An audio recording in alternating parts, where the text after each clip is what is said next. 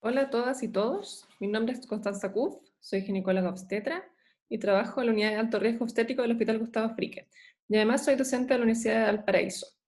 Hoy vamos a revisar el tema de interpretación del monitoreo fetal electrónico y resucitación fetal intrauterina. Los objetivos de aprendizaje de la siguiente presentación son comprender los fundamentos del monitoreo fetal electrónico, conocer la clasificación del monitoreo fetal electrónico intraparto, interpretar adecuadamente los distintos monitoreos fetales electrónicos y comprender los fundamentos de la resucitación fetal intrauterina.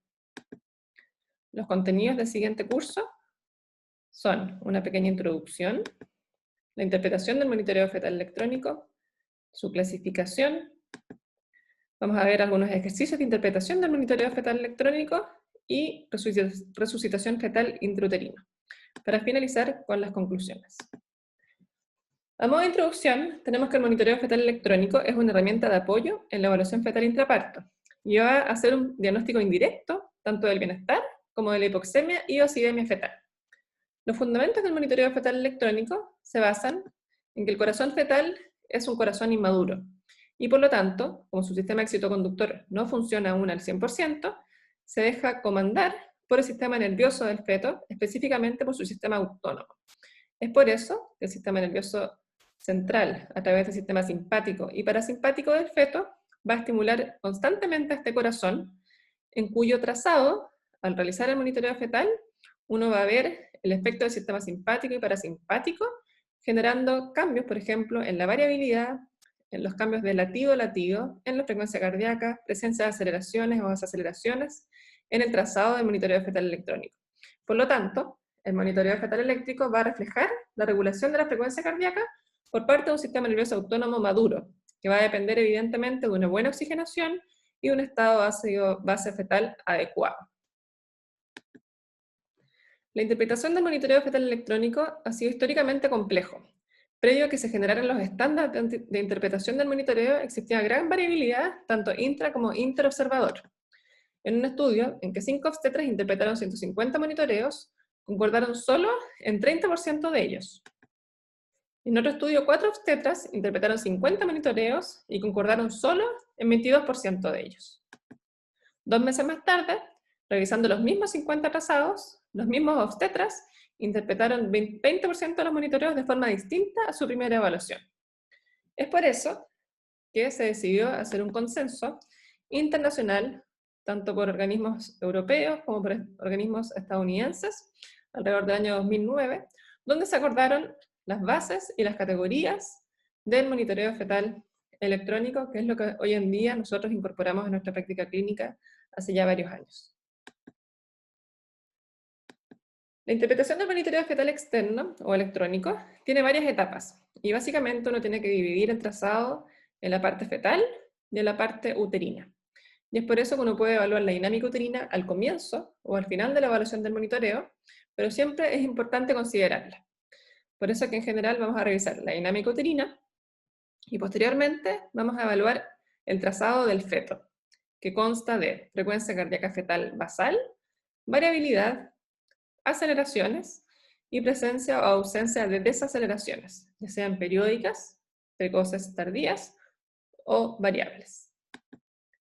El monitoreo fetal externo, como yo les comentaba, tiene dos trazados. Un trazado inferior, donde se registra la dinámica uterina, y un trazado superior, donde se registra los latidos cardiofetales.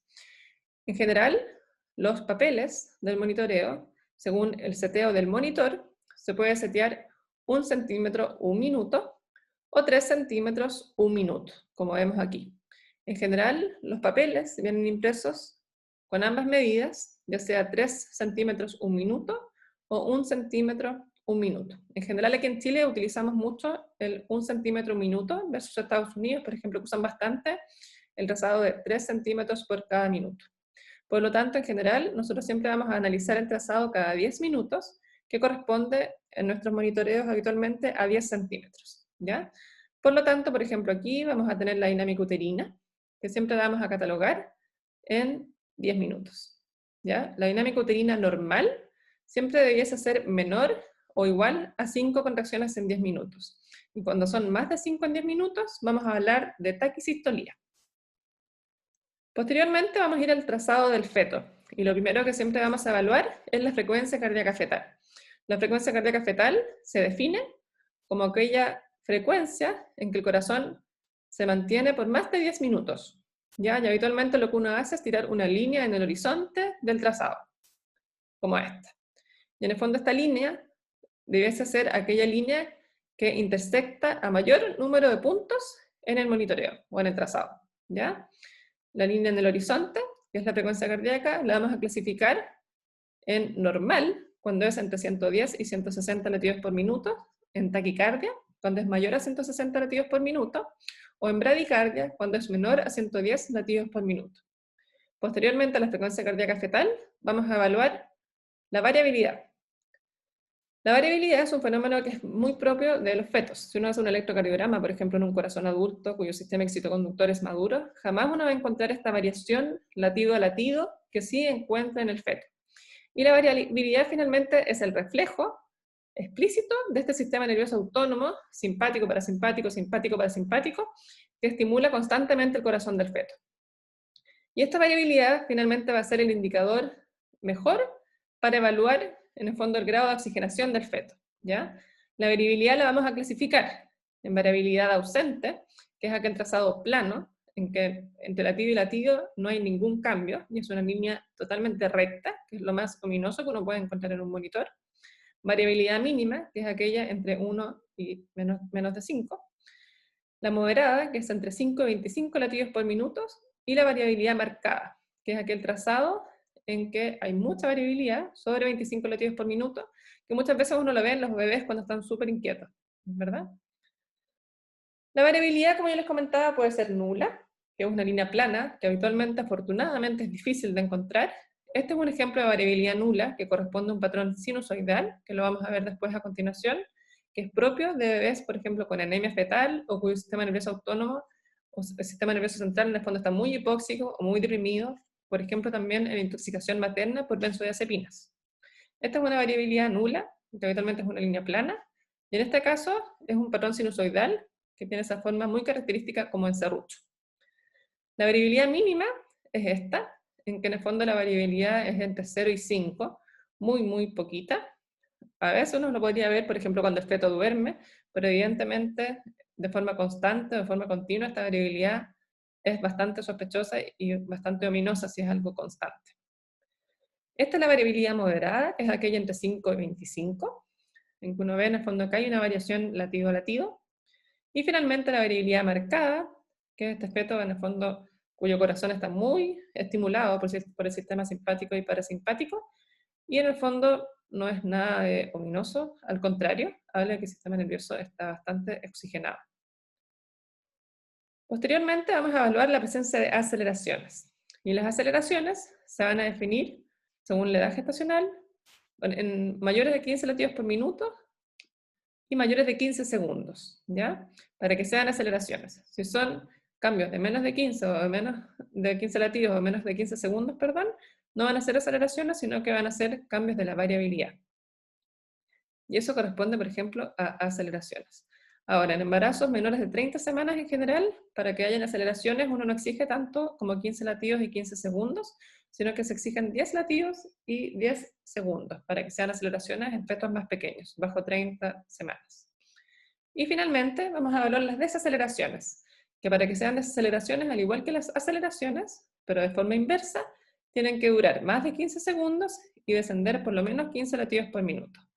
Las desaceleraciones las vamos a clasificar en periódicas o variables, siendo las desaceleraciones periódicas aquellas que tienen correlación con la dinámica uterina, ¿ya?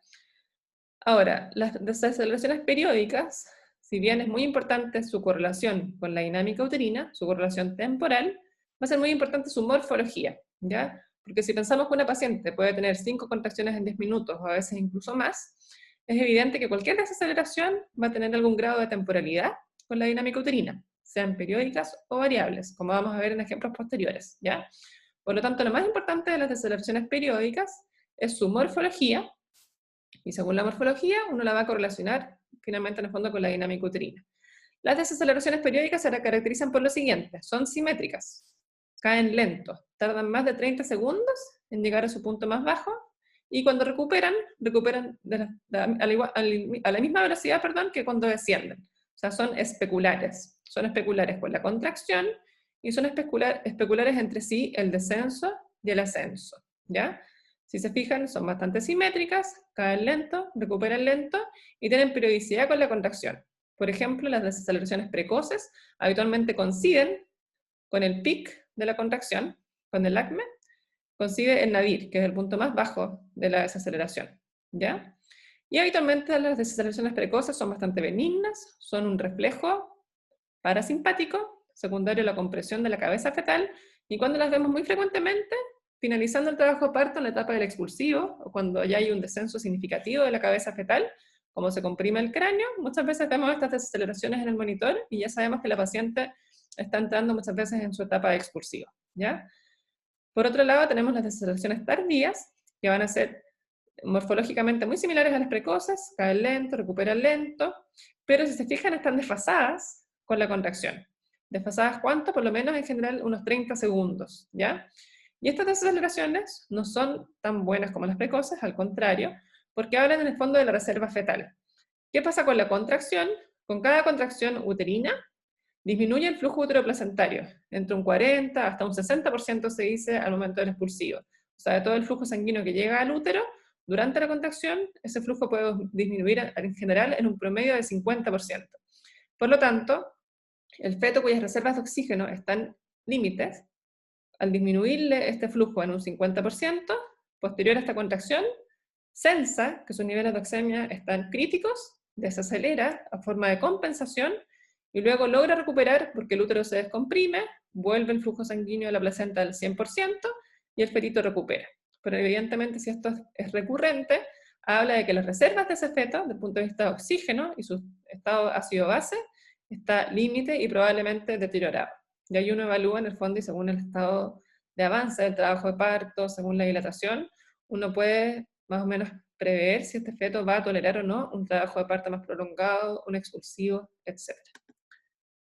Las desaceleraciones variables, en cambio, como ya les comentaba, si bien en teoría no tienen correlación con la dinámica uterina, si yo tengo un trazado con mucha dinámica, estas desaceleraciones sí o sí van a tener algún grado de temporalidad con la dinámica uterina. Por lo tanto, es muy importante identificar la morfología de la desaceleración variable, que es muy diferente a la desaceleración periódica. Las desaceleraciones variables en general no son tan simétricas, se describe que caen muy brusco, en menos de 30 segundos llegan a su punto más bajo, y habitualmente tardan más en recuperar. Y hay una característica bien particular de las desaceleraciones variables, que son la presencia de estos hombros, que le llaman shoulders, o es como una gaviota, ¿verdad? En el fondo, esto significa algo un poquito similar a la desaceleración tardía, en que está el feto, y sensa, que sus niveles de oxígeno están un poco límites, hace como un intento de taquicardia compensatoria, pero no le alcanzan sus reservas, desacelera bruscamente y luego recupera, habitualmente de forma simétrica. Las desaceleraciones variables pueden hablar de una reserva fetal disminuida, pero también muchas veces se dan en un contexto de compresión de cordón, ¿ya? En que al comprimirse el cordón disminuye el flujo, esto se sensa a nivel del sistema, en el fondo nervioso y a nivel de los sistemas vasculares del feto, trata de compensar, pero se agota rápidamente y cae la frecuencia cardíaca. Y es por esto que esto no es favorable de forma recurrente, son desaceleraciones muy frecuentes de encontrar, y como les decía, si bien la mayoría de las veces se puede dar en contextos de compresión de cordón, de forma sostenida o reiterada pueden reflejar un estado ácido-base fetal alterado. Estas son desaceleraciones variables, estos son los monitoreos reales que nosotros vemos en la práctica clínica, en que, si se fijan, hasta la frecuencia cardíaca en alrededor de 140, 150 latidos por minuto, hay un intento de taquicardia compensatoria y cae rápidamente esa frecuencia, y en el fondo se genera esta desaceleración, ¿verdad? Que en este caso es bastante profunda, son asimétricas y con estos hombros característicos de las desaceleraciones variables.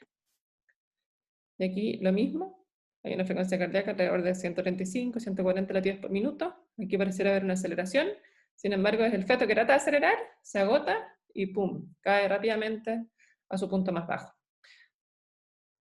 Las desaceleraciones variables se pueden clasificar en desaceleraciones simples, como las que vemos acá a la izquierda, o complejas, ¿ya? Y para las desaceleraciones variables complejas usamos la regla de los 60, que va a ser una variable compleja si tiene cualquiera de los 60. ¿Qué significa eso? Que de la frecuencia cardíaca basal cae en como en un delta de 60 latidos por minuto. Por ejemplo, se gasta en 140, llega a 80. En general, que dura más de 60 segundos, o sea, más de un minuto, o que llega a una frecuencia cardíaca de 60 latidos por minuto independiente de la frecuencia basal que tenga. Si cumple cualquiera de esos 60, que muchas veces cumple más de uno, por ejemplo acá, cumple dos reglas de los 60, de 140 cae a 80, y acá dura como 4 minutos esta desaceleración, y esa es una desaceleración variable compleja. Ahora, desde el punto de vista de la evidencia, no se lograba demostrar que las desaceleraciones variables complejas sean mucho peores que las simples. Es verdad que uno se asusta muchísimo más, porque son frecuencias que caen bruscamente, e incluso uno piensa que la bobita cayó en bradicardia, pero después, boom, recupera. Pero en general son de interpretación similar a las desaceleraciones variables simples, y evidentemente vamos a ver que no son fisiológicas, y por lo tanto hay que tomar una conducta activa cuando uno encuentra desaceleraciones de estas características. Aquí tenemos desaceleraciones complejas en un monitoreo real. Acá, por ejemplo, la frecuencia cardíaca está en 135, se genera este hombrito compensatorio, cae bruscamente, alrededor de 70 latidos por minuto, dura más de un minuto la desaceleración, y luego, si se fijan, recupera lento, ¿verdad? Y fíjense aquí la asimetría de la desaceleración variable. Y en este caso, la dinámica uterina ni siquiera es evaluable en este monitoreo, que muchas veces ocurre en la práctica real, y ahí lo más importante es siempre ser sincero. En el momento de anotarlo en la ficha clínica, por ejemplo, uno puede poner dinámica uterina no evaluable por calidad del trazado, que muchas veces lo vemos, por ejemplo, en pacientes con IMC importante, en pacientes con mucho dolor, en que a veces cuesta mucho lograr un trazado adecuado porque se pierde el foco. Por lo tanto, a modo de resumen, tenemos que las desaceleraciones, para ser tal, tienen que durar más de 15 segundos y tener una amplitud de más de 15 latidos por minuto. Las vamos a subdividir en periódicas y variables, siendo las periódicas precoces, que son las benignas, secundarias a la compresión de la cabeza fetal, o tardías, que son aquellas que reflejan un deterioro fetal, ¿verdad? Que van a ser de forma recurrente un hallazgo desfavorable y en el fondo que nos hace sospechar un deterioro de la unidad fetoplacentaria. Y por otro lado vamos a tener las desaceleraciones variables, ya sean simples o complejas, que al igual que las desaceleraciones tardías van a reflejar un deterioro fetal o un riesgo de asfixia cuando son recurrentes. ¿Qué significa recurrentes? Que se ven en más del 50% del trazado o en más del 50% de las contracciones. Ahora, con todo lo que revisamos, vamos a poder clasificar el monitoreo fetal externo. Y eso nos va a permitir clasificar los monitoreos en 3 categorías: categoría 1, 2 y 3. La categoría 1 es la categoría buena. Es aquella categoría que incluye todas las características favorables: frecuencia cardíaca fetal normal, variabilidad moderada o incluso marcada. Aceleraciones pueden estar o no estar, pero habitualmente si uno estimula este feto despierta y rápidamente acelera. Las desaceleraciones tardías o variables no deben estar, porque ya dijimos que nunca van a ser fisiológicas, y las desaceleraciones precoces pueden estar presentes o ausentes. Este monitoreo fetal es un trazado normal y es un fuerte predictor de normalidad del estado ácido-base fetal. El riesgo teórico de hipoxemia y de mal resultado es muy cercano al 0%, y por lo tanto lo mejor que uno puede encontrar es un monitoreo fetal categoría 1. Y como está todo bien, la conducta clínica en este cambio es no realizar cambios en el manejo del trabajo de parto, y evidentemente este trabajo de parto puede continuar tranquilamente sin ninguna indicación de interrupción. Este es un ejemplo de un monitoreo fetal categoría 1, por ejemplo, cuya frecuencia cardíaca fetal es más o menos 150 latidos por minuto. Hay una variabilidad que, si se fijan, es moderada. Aquí puede haber algún grado de variabilidad marcada. Aquí hay aceleraciones. Evidentemente este feto está bastante bien oxigenado. Y la dinámica uterina pareciera estar un poco aumentada. Podría haber acá algún grado de taquicistolía, está como entre 5 y 6 latidos por minuto, pero el trazado fetal es categoría 1. Aquí hay otro monitoreo de categoría 1, con una frecuencia cardíaca fetal, en general, más o menos, si uno tira la línea en el horizonte, de 145, 150 latidos por minuto. La variabilidad es moderada, hay aceleraciones y no hay desaceleraciones. Por lo tanto, es un monitoreo fetal categoría 1, en este caso no se censa dinámica uterina, Este es el monitoreo que podría ser catalogado también como un registro basal estresante, por ejemplo, si la paciente no estuviese en trabajo de parto. Un registro basal estresante reactivo. El monitoreo categoría 1, como dijimos, es el bueno, el que tiene todas sus características favorables, y por otro lado tenemos el monitoreo categoría 3, que es aquel monitoreo ominoso y muy malo, ¿ya? Y por definición, el monitoreo categoría 3 siempre lleva variabilidad ausente, por definición. Si yo tengo cualquiera de estos otros hallazgos que acompañan a la variabilidad ausente, no va a ser un monitoreo categoría 3 si es que tiene buena variabilidad o una variabilidad incluso mínima, ¿ya? El monitoreo de categoría 3, entonces, va a llevar siempre variabilidad ausente y una de las siguientes: desaceleraciones tardías recurrentes, variables recurrentes o la presencia de bradicardia, ¿ya? Y como les comentaba, el patrón sinusoidal, que es este patrón con variabilidad nula y como en serrucho, siempre también va a ser categoría 3 y refleja estados de anemia o estados de depresión severa del sistema nervioso central, como una hipoxia crónica. Hemos tenido en el fondo fetitos que llegan, como les comentaba, con madres con intoxicación por benzodiazepina, o con madres en el fondo totalmente en estados de hipoxia, y evidentemente el feto se afecta y repercute en su estado ácido base y en su estado de oxemia. El monitoreo categoría 3 es ominoso y se asocia a más del 50% de las veces a hipoxemia y acidemia fetal y a mal resultado. Por lo tanto, la conducta es muy rápida. Hay que hacer reanimación fetal intrauterina, y si no hay mejora en un mínimo de 10 minutos, o en un máximo en realidad de 10 minutos, hay que optar por interrupción del embarazo por la vía más expedita. Esto evidentemente siempre evaluando monitoreos con deterioro progresivo. Muchas veces los deterioros agudos van a caer en el fondo en esta categoría, por ejemplo cuando hay desprendimientos, roturas uterinas, y evidentemente en esos casos uno no tiene 10 minutos, pero todo lo que estamos viendo en la clase de hoy es respecto a estos monitoreos más graduales, y que se afectan en el fondo de forma gradual, no el deterioro abrupto del monitoreo fetal.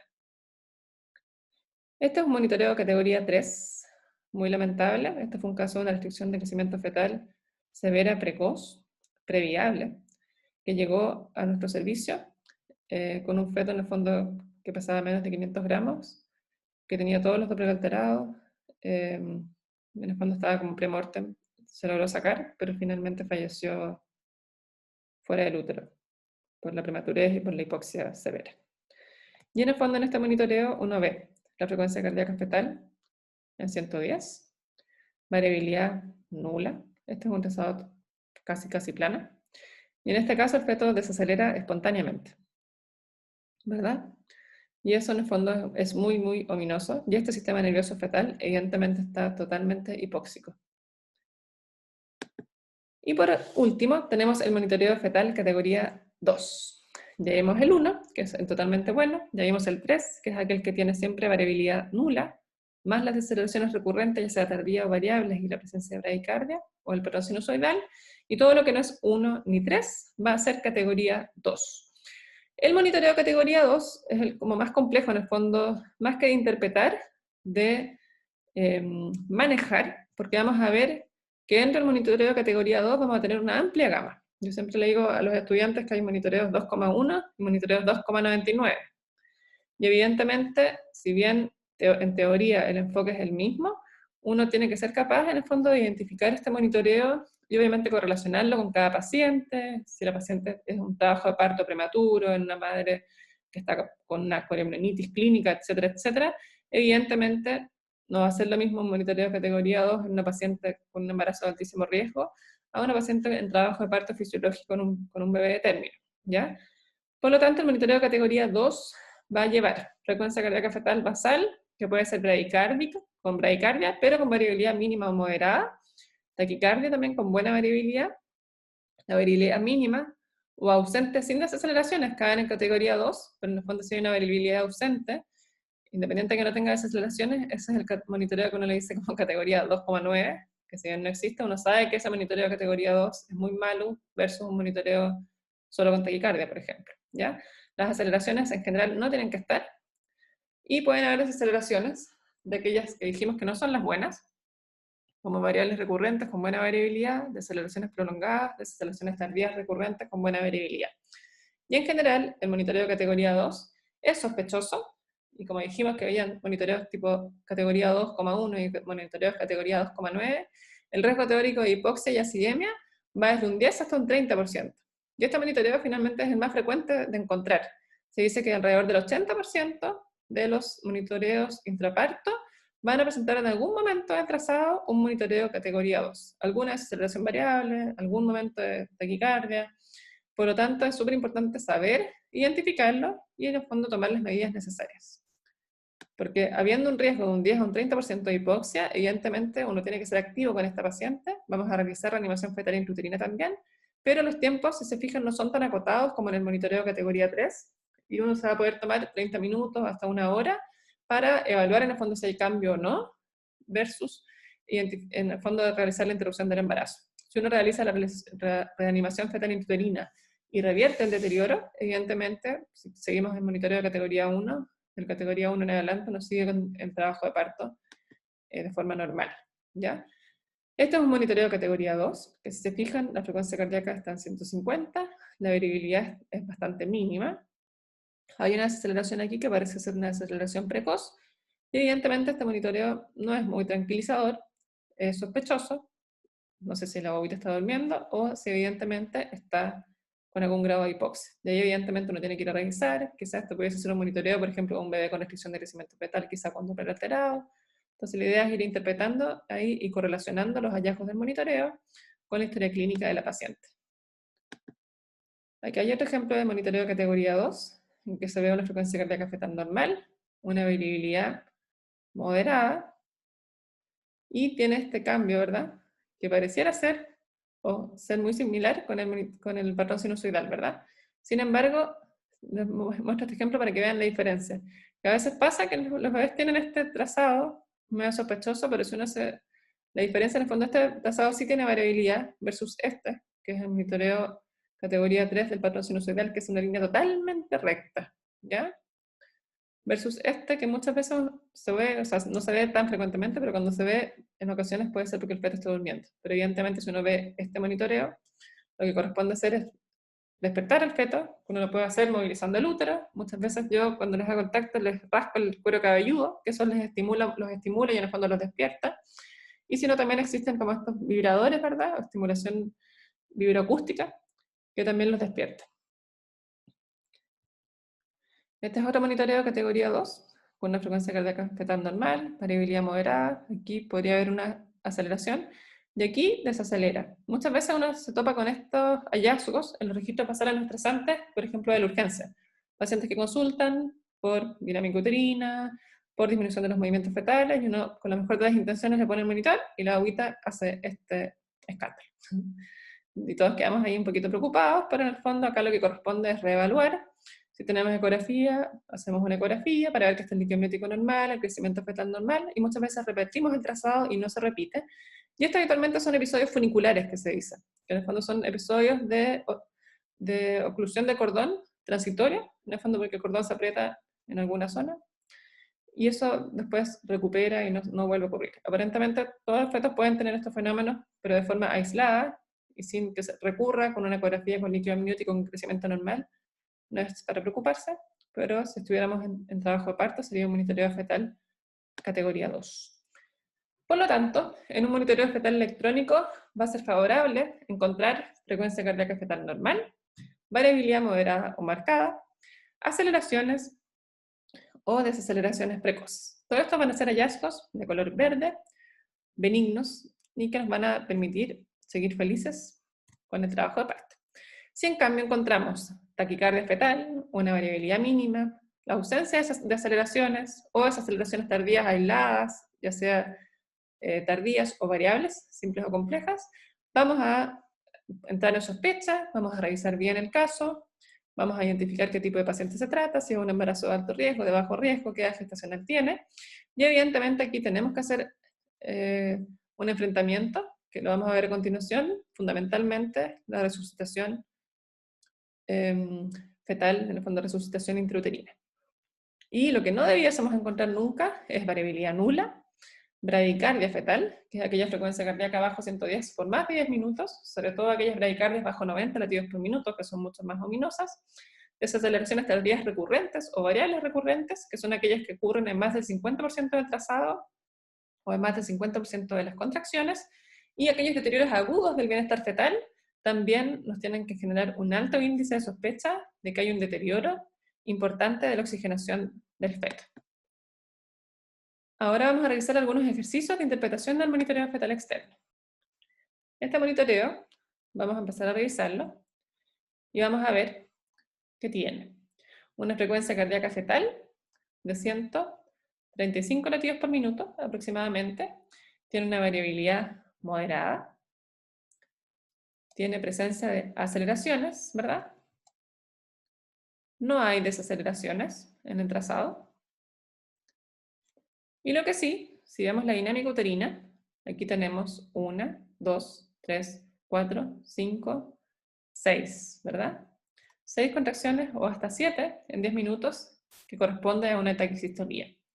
Por lo tanto, este monitoreo fetal, ¿qué categoría creen que es? Este monitoreo es categoría 1. Si hay un error, que con todo respeto yo podría como agregarle a la clasificación del monitoreo fetal, es que a la taquisistolía no se le da la importancia suficiente.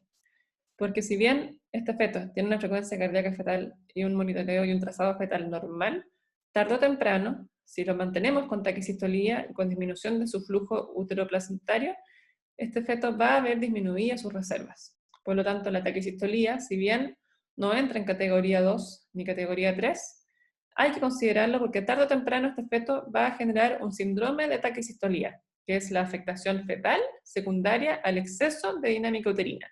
Ya dijimos que con cada contracción disminuye el flujo uteroplacentario y el flujo de oxígeno al feto en un 50%.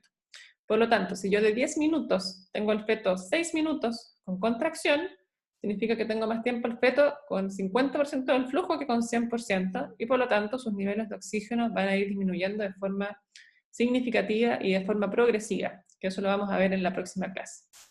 Pero este monitoreo sigue siendo, como les decía, categoría 1, independiente de que tenga taquisistolía. Pero es importante siempre, siempre evaluar la dinámica uterina.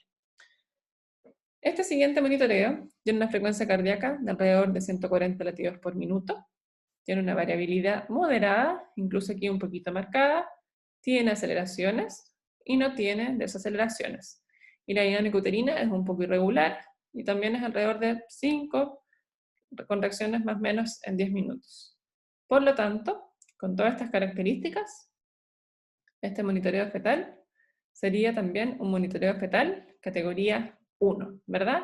Y aquí la taquisistolía no es tan clara, estos son los trazados reales que nosotros vemos en nuestra práctica clínica, y evidentemente ante esta dinámica no objetivable, lo que corresponde hacer es poner la manito y hacer un conteo en el fondo de dinámica manual, ¿ya? Porque si efectivamente estamos con una taquisistolía con más de 5 contracciones en 10 minutos, eso hay que reducirlo, si la paciente está con oxitocina, hay que bajar el goteo o incluso suspenderlo, antes de que este feto se nos deteriore por disminución progresiva de sus niveles de oxemia.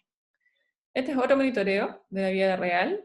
Si uno tiene que tirar una línea al horizonte, ¿dónde la tirarían ustedes? Evidentemente la línea donde más puntos del trazado se interceden es aquí, ¿verdad? Más o menos en el 140 latidos por minuto. Es un monitoreo entonces con una frecuencia de 140 latidos por minuto, 135, tiene una variabilidad bastante moderada, ¿verdad? No es una variabilidad mínima ni nula. Tiene aceleraciones, que pareciera ser una acá, por ejemplo. ¿Y estas desaceleraciones qué les parecen? Si se fijan en relación a la dinámica uterina, hay cierta temporalidad. Eso pareciera estar un poquito desfasada y posterior a la contracción. Sin embargo, la morfología aquí es la que manda.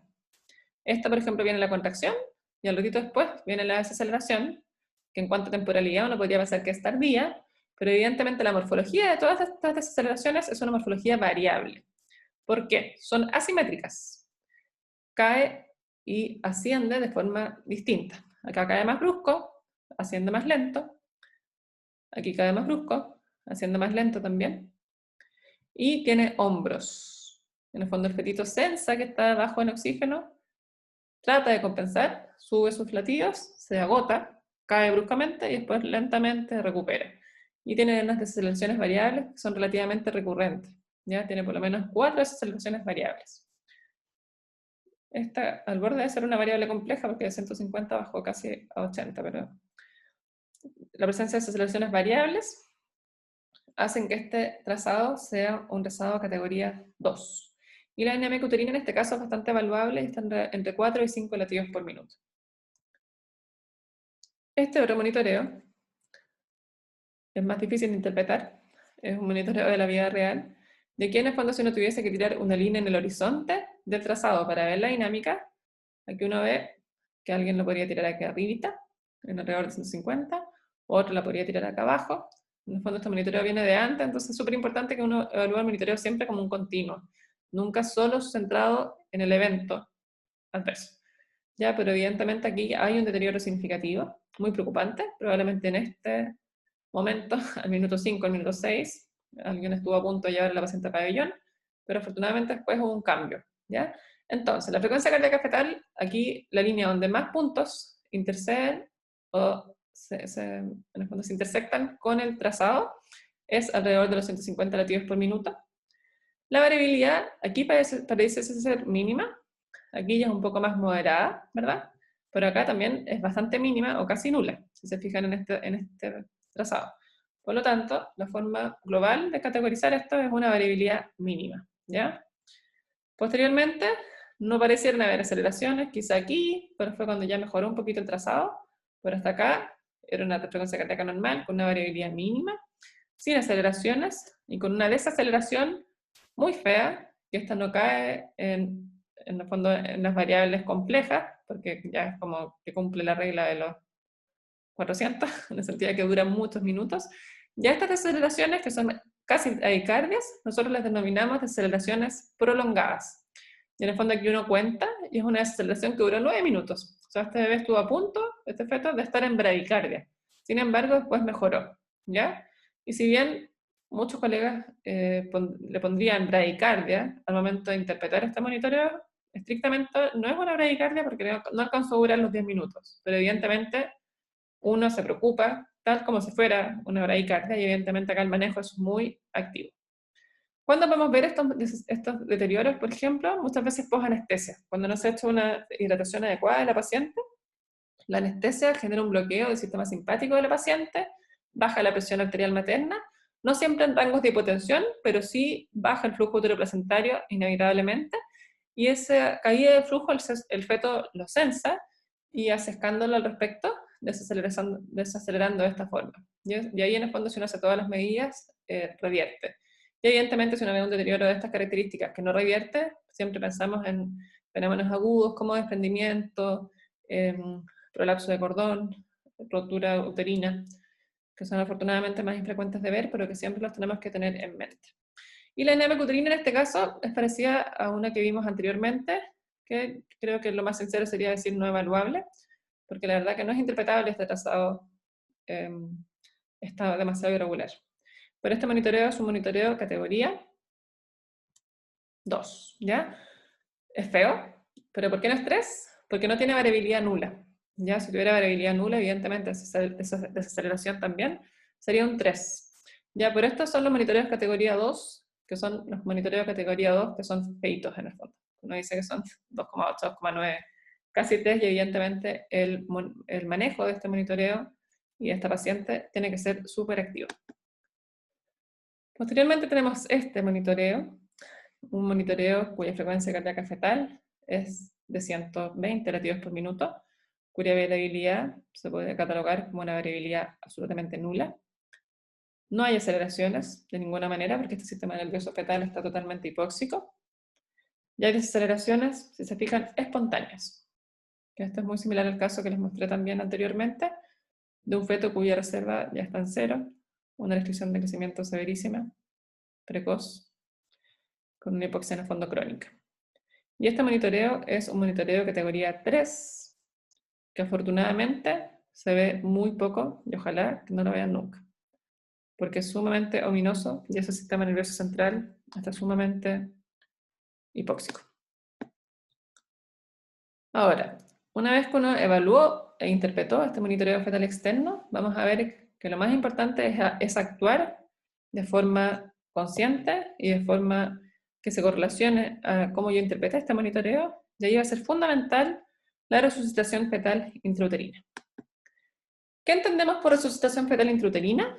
Todas aquellas medidas que buscan optimizar la llegada de oxígeno al feto con un monitoreo fetal externo alterado. Ejemplos de situaciones en las que vamos a hacer resucitación fetal intrauterina, posanestesia, cuando hay una hipotensión materna y una baja de la volemia en el fondo efectiva o de la presión arterial que lleva la sangre al feto, y por lo tanto disminuye el flujo uteroplacentario y el feto reclama, y hace una desaceleración fea, disminuye su variabilidad. Durante el trabajo de parto espontáneo o inducido, nos podemos encontrar en el fondo, como les decía, en el 80% de los casos con monitoreos categoría 2. En las inducciones vamos a ver muy frecuentemente monitoreos alterados, sobre todo por periodos de taquisistolía, que vamos a ver en la próxima clase, que repercuten directamente en el estado de oxemia y acidemia fetal.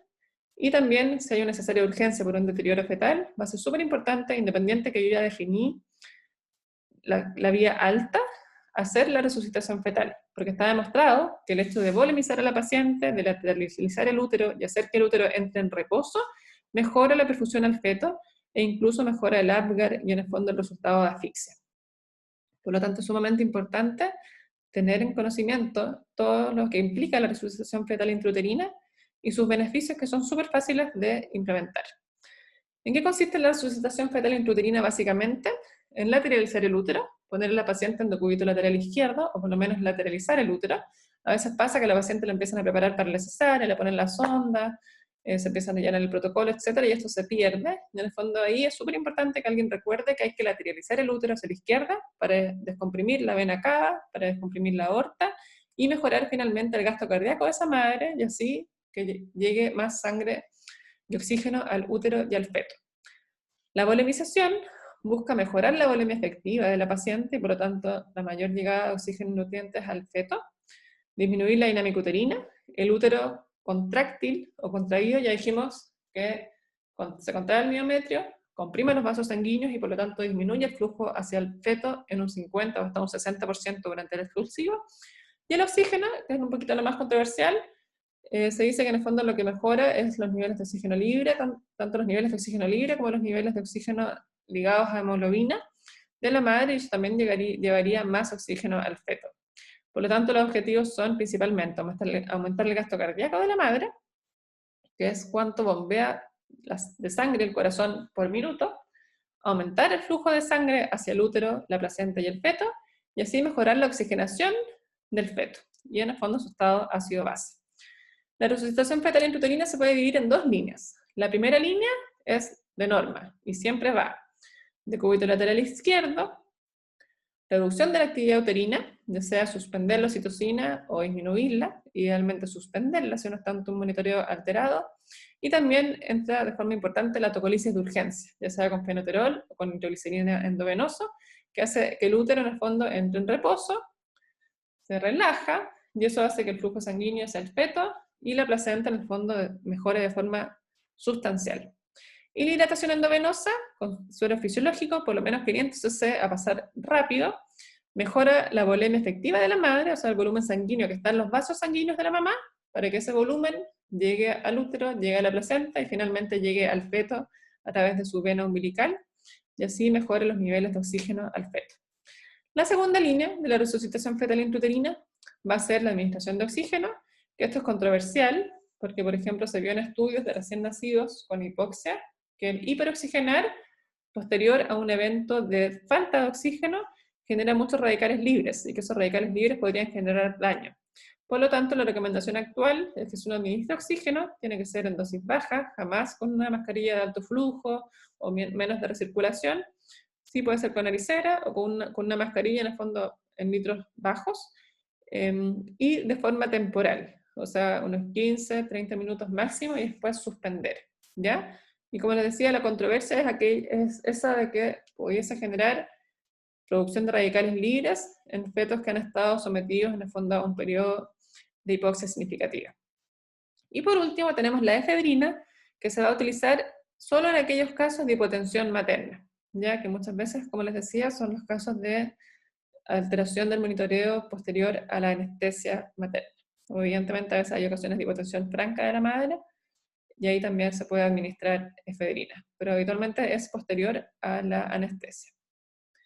Por lo tanto, los pilares de la resucitación fetal intrauterina son la tocolisis, la hidratación endovenosa, el decúbito lateral izquierdo como primera línea, y posteriormente el oxígeno materno y la efedrina solo para los casos de hipotensión. ¿Qué va a hacer la tocolisis? Como les decía, va a relajar el miometrio, eso va a generar una menor resistencia a nivel vascular, sobre todo como la resistencia extrínseca de estos vasos sanguíneos en el fondo que se comprimen por la contracción y por el miometrio, y eso va a llevar en el fondo a un mayor flujo placentario, uterino, y a mayor flujo a través de la vena umbilical, con mayor llegada de oxígeno al feto. La hidratación endovenosa, por otro lado, al hidratar y poner volumen suero fisiológico directamente en el vaso sanguíneo de la madre, esto va a generar un aumento del volumen sanguíneo, una menor viscosidad sanguínea, y por lo tanto un mayor flujo sanguíneo al útero, mayor llegada de oxígeno al útero y mayor llegada de oxígeno al feto. El hecho de lateralizar a la madre, de ponerla en decúbito lateral izquierdo, va a descomprimir su arteria aorta, la vena cava inferior, que es la que lleva la sangre oxigenada hacia el corazón de la madre, y eso va a generar un aumento del flujo sanguíneo uterino y una mayor llegada de oxígeno tanto al útero como al feto. Y finalmente, la administración de oxígeno a la madre va a generar mayor oxígeno, ya sea libre como ligado a la hemoglobina, con una mayor transferencia placentaria de oxígeno al feto. Y aquí agregué la efedrina y le puse un asterisco porque la efedrina no es parte de la resucitación habitual, sino que solo se va a considerar en aquella paciente con hipotensión materna, habitualmente posterior a la anestesia de parto. Por último, a modo de conclusión, vamos a tener que en el monitoreo fetal externo es favorable encontrar frecuencia cardíaca normal, variabilidad moderada o marcada, aceleraciones, desaceleraciones precoces. Todos estos hallazgos son buenos, hablan de un sistema nervioso central fetal oxigenado, que muy poco probablemente va a estar hipóxico o acidótico. Y por lo tanto, si uno se encuentra con este monitoreo fetal de estas características, vamos a estar ante un monitoreo fetal categoría 1, que a todos nos va a tener contentos. La paciente puede seguir, si quiere, saltando en la pelota, bailando, según el servicio en el que esté. Y en general, el concepto aquí es que el monitoreo fetal categoría 1 permite que la paciente continúe con su trabajo de parto de forma totalmente fisiológica. Y quedan todos felices, obstetra y paciente. Hallazgos sospechosos de encontrar taquicardia, que la vamos a ver en el fondo en la próxima presentación, que la taquicardia habitualmente es un mecanismo compensatorio y es lo primero que hace un feto que tiene una reserva relativamente buena ante una sospecha en el fondo de que disminuyen sus niveles de oxígeno, porque es una forma de compensar. El bebé aumenta su frecuencia cardíaca para aumentar la llevada de oxígeno y nutrientes a su cerebro, a su corazoncito y a su organismo. Pero evidentemente un feto que entra en taquicardia, esa taquicardia va a durar un ratito y después esa taquicardia va a llevar finalmente a una bradicardia, porque se agotan sus reservas. Por lo tanto, la taquicardia siempre hay que considerarla como un mecanismo en el fondo de compensación inicial ante una sospecha de deterioro. Por lo tanto, la taquicardia fetal es sospechosa. La variabilidad mínima también, porque en el fondo ya es un sistema nervioso que está empezando a estar más hipóxico. ¿Cuándo podemos tener variabilidad mínima de forma fisiológica? En un feto que duerme, pero evidentemente es un ratito, es transitorio, yo lo despierto y rápidamente se reactiva y esa variabilidad mínima se vuelve moderada o marcada, así que el feto se despierta con muchas ganas, ¿ya? Pero evidentemente, en un contexto de variabilidad mínima, si además no hay aceleraciones, si además tiene desaceleraciones, es evidentemente sospechoso. La ausencia de aceleraciones también nos tiene que hacer sospechar que su sistema nervioso no está al 100% en el fondo de oxigenación. La presencia de desaceleraciones tardías, que ya dijimos que nunca son buenas porque hablan de baja reserva, las desaceleraciones variables, aisladas, son sospechosas. Y por lo tanto aquí uno pone ojo, evalúa a la paciente de forma global, qué edad gestacional tiene, cuánto tiempo llevamos en trabajo de parto, es una paciente con un riesgo de parto prematuro, riesgo de corionitis, un bebé un feto de una madre con preeclampsia, etc. Y ahí evidentemente uno hace el enfrentamiento. En este caso sería un monitoreo fetal categoría 2, que dijimos que tiene un riesgo de entre un 10 a un 30% de tener un resultado adverso, y por lo tanto aquí uno tiene que hacer resucitación fetal intrauterina, uno evalúa constantemente esta paciente, mantiene el monitoreo, la examina, y en el fondo uno ahí también incorpora el partograma para ver cuánto falta para que esta madre tenga a su feto, ¿ya? A su bebé, perdón, ¿ya? Pero acá el concepto fundamental es que en este caso hay que hacer resucitación fetal intrauterina, en 15-30 minutos reevaluar, si revierte el deterioro, uno puede seguir más tranquilo. Ahora, si no revierte, uno vuelve a examinar y ve en el fondo si continuamos o si optamos por interrupción por la vía más expedita. ¿Cuáles van a ser los hallazgos ominosos de encontrar en un monitoreo fetal? Evidentemente la variabilidad nula, ya dijimos que refleja un sistema nervioso central totalmente hipóxico y acidótico. La bradicardia fetal en general es un fenómeno tardío dentro de la evolución en el fondo de una hipoxia, ¿ya? La bradicardia fetal, cuando es aguda, también va a estar en los casos severos, por ejemplo, de desprendimiento, roturas uterinas, prolapso de cordón. Por lo tanto, la bradicardia fetal siempre nos tiene que alertar de forma significativa. Deceleraciones tardías recurrentes o variables recurrentes también hablan de un deterioro del oxígeno del sistema nervioso central del feto. Y evidentemente todos aquellos deterioros agudos nos tienen que hacer actuar de forma rápida y mal pensada. ¿Y eso qué significa? Hacer resucitación fetal intrauterina y evidentemente optar por la atención del parto, ya sea de forma quirúrgica o con parto vaginal. Pero hay que interrumpir este embarazo de forma expedita, dijimos en 10 minutos actuando. Por lo tanto, a modo de conclusión, tenemos que el monitoreo fetal es una herramienta que permite evaluar el bienestar fetal intraparto, es una herramienta adicional, en el fondo, a la evaluación clínica de la paciente y siempre se evalúa en un contexto clínico. Nos sirve aquí que a uno le manden la foto del monitoreo, porque evidentemente una foto a mí no me habla de la paciente. Yo no sé de qué paciente es esa foto, si es la paciente que está en un embarazo de término en trabajo de parto espontáneo, versus una paciente con una preeclampsia severa e inducción con un parto prematuro, que evidentemente los riesgos son distintos y es lo que vamos a profundizar en la próxima clase. Pero lo importante es que es la herramienta que disponemos para evaluar el bienestar. Cuando tenemos bienestar, estamos todos tranquilos, arriba de la pelota, bailando, o teniendo en el fondo el trabajo de parto fisiológico. Sin embargo, cuando estamos con alteraciones en el monitoreo fetal, evidentemente uno está mucho más atento y haciendo, en el fondo, llevando a cabo acciones para mejorar ese estado fetal. La correcta interpretación del monitoreo, sumado al contexto clínico de cada paciente, permite guiar conductas clínicas, ¿verdad? En el fondo mejora los resultados y evidentemente también es un respaldo para nuestro quehacer profesional. Y la resucitación fetal intrauterina ha demostrado mejorar los resultados perinatales en casos de sospecha de hipoxia intrauterina. Les voy a dejar mi email para cualquier pregunta que tengan, me pueden escribir. Y evidentemente los invito a aclarar todas las dudas en la sesión de aprendizaje basada en casos clínicos que vamos a tener al finalizar este módulo, donde vamos a poder aclarar todas las dudas, reforzar conceptos, y ahí también en el fondo vamos a poder interactuar mejor a través de Zoom. Muchas gracias.